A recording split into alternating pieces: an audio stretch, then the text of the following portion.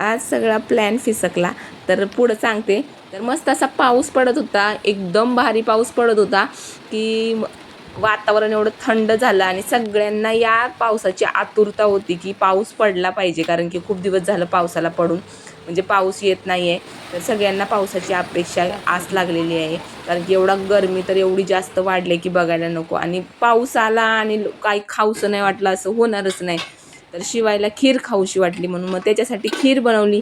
आणि मग बोटुळ्याची मॅगी आहोंना आणि पिऊला बोटुळ्याची मॅगी खायची होती, म्हणून मग बोटुळ्याची मॅगी बनवली. तुमच्या इथे याला काय म्हणतात ते सांगा. झणझणीत मस्त अशी मॅगी बनवली बोटुळ्याची, जे गव्हाचे असतात.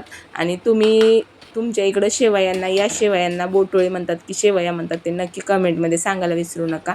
मस्त होते ही मॅगी, आणि कधी पाहिजे असेल तर रेसिपी मी नक्की शेअर करेल. तर या तुम्ही पण खायला. आणि मस्त अशी खीर आणि शेवयाची किंवा बोटुळ्याची मॅगी, आणि सगळी कामं वगैरे आवरली संध्याकाळची. आता संध्याकाळी जास्त जेवण वगैरे बनवलं नाही, कारण की शिल्लक होतं. नंतर मेहंदी काढायला घेतली, आणि ते पुढं बघा काय झालं तर बघा, ऐका. अशी मस्त तयारी केली होती बघा, मेहंदी वगैरे छान काढली होती मस्त. नंतर या हातावर मस्त चंद्रकोर काढली होती, पाहू शकता.